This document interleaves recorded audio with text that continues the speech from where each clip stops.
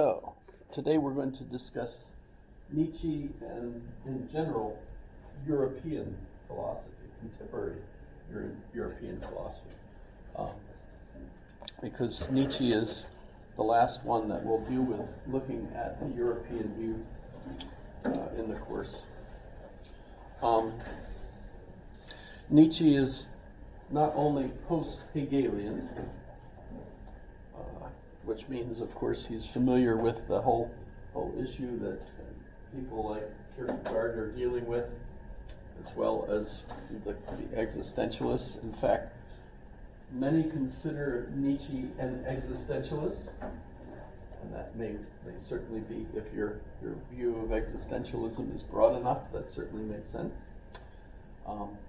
Many actually didn't think of Nietzsche as a philosopher. He's instead an aphorism writer, a philologist, study of ancient languages primarily. That was his focus, actually. And his interests in his early writings were primarily on comparing the Greeks, for example, which were his favorites, to others. And for example, Christianity, I should talk a little bit about his actual life, right? Because how did this happen? He was born of a family that was Lutheran. His father was a Lutheran minister. His mother was the daughter of a Lutheran minister. But at about, and in fact, if you go on to the videos, some of which I think I have links to, Bethany Hughes' video from the BBC talking about Nietzsche. She actually sits on the back step of the house where Nietzsche was born and lived. That is the parish house of the Lutheran church. In fact, she goes into the Lutheran church, so you get to see the church where Nietzsche would have been as a child, and so on. But his dad died, and they refer to it as softening of the brain. So what the heck is that? But he died when Nietzsche was 5 years old, and for about a year prior to that, his father was ill and unable to do things. So I don't know if you've ever been in a house where you have an ill person like that. There's a lot of people basically trying to take care of them, and it's kind of a mess, I suppose. If you imagine yourself as a child in that kind of situation. He did go on to school, where he did so well that he went on to an even better school, where he did really well, and then at a very early age goes to Bonn, where he's a student. And initially there, he is a student of theology. Essentially, of course, you get the impression he's going to try to step into his father's shoes and become a Lutheran minister. However, while he's there, he begins having all sorts of doubts, reading things that just absolutely astound him and makes him lose his faith. In fact, there's a neat scene where Bethany Hughes goes into a bookstore and has casually found a book by Schopenhauer. Arthur Schopenhauer, who I'll take an aside and explain who Arthur Schopenhauer is, has a book called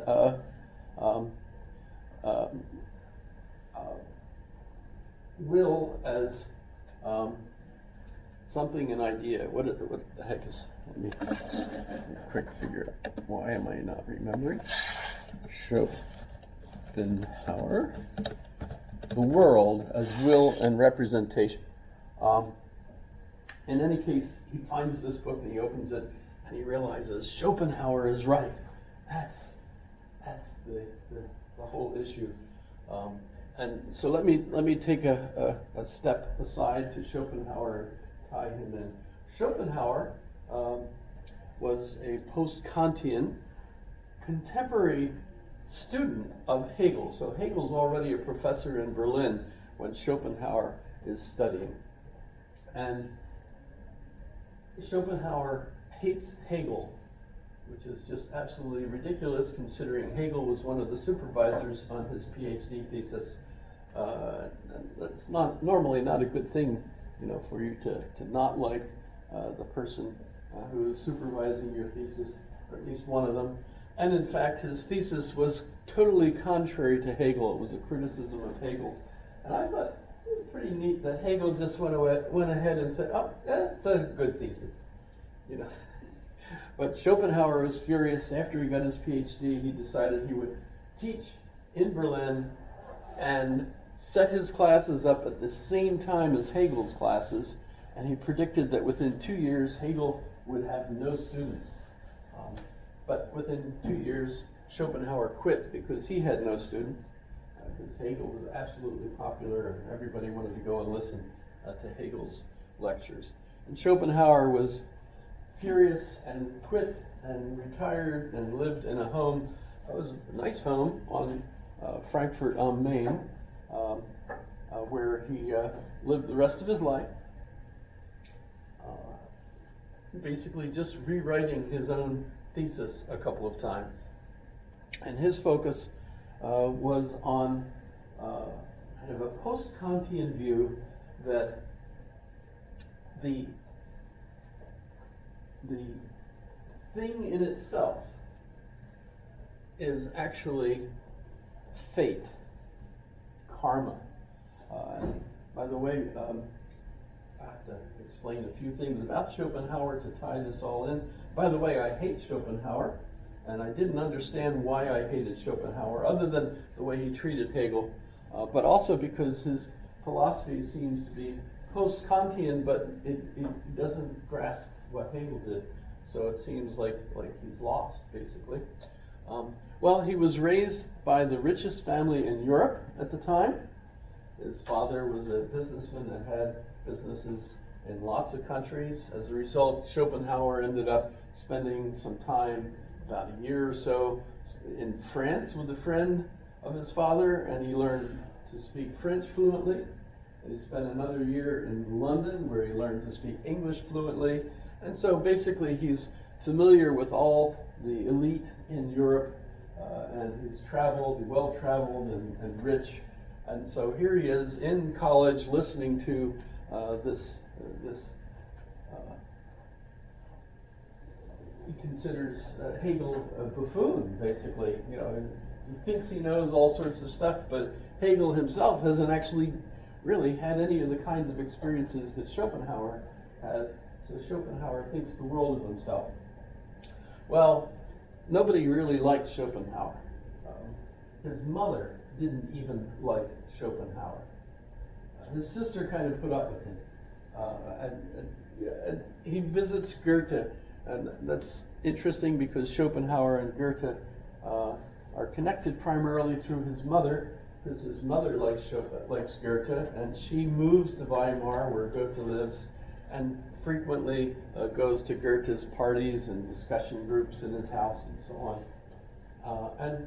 And so Schopenhauer kind of moves in with her and visits Goethe, and he keeps wanting Goethe to listen to him because he thinks he knows everything. Goethe doesn't like him because he's just kind of an asshole, and nobody really likes listening to Schopenhauer. It's just a real problem, personal problem on his part. So that's interesting.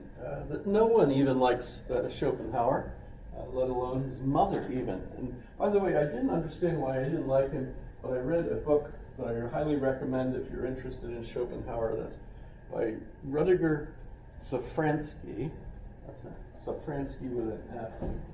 And Safransky, I've read 4 of his biographies. He's written one on Schopenhauer, he wrote one on Nietzsche, he wrote one on Goethe, and he wrote one on Heidegger. And so that's kind of his thing. I don't know if he's actually fairly young yet. Well, I mean, he's about maybe my age. That's young, right? And so he's got time to write another one. So I'm hoping he does Hegel, because that would be great. In any case, from that book on Schopenhauer, I learned why I hated Schopenhauer. I hated Schopenhauer because everybody hates Schopenhauer. If even his mother hates Schopenhauer, that makes sense to me that I would hate Schopenhauer as well. Because I really don't like thinking that I hate anybody unless there's a good reason for it. In any case, Nietzsche, in reading the book by Schopenhauer, and this book, by the way, is influenced by Buddhism. Schopenhauer is considered to be the first major European philosopher who was influenced by Buddhism. And so basically, this book accents the idea that fate, karma, aha!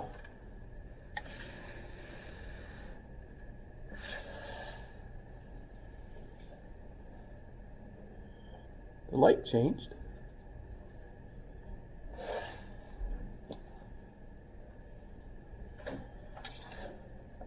Let me see if I can get something.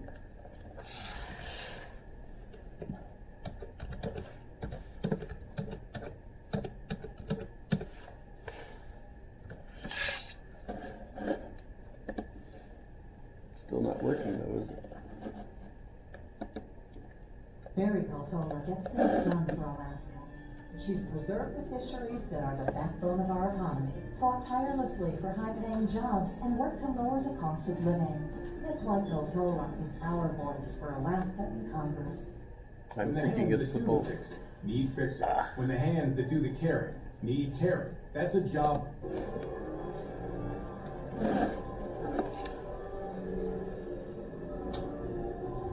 Let's explain a little bit about how karma works in Schopenhauer's mind.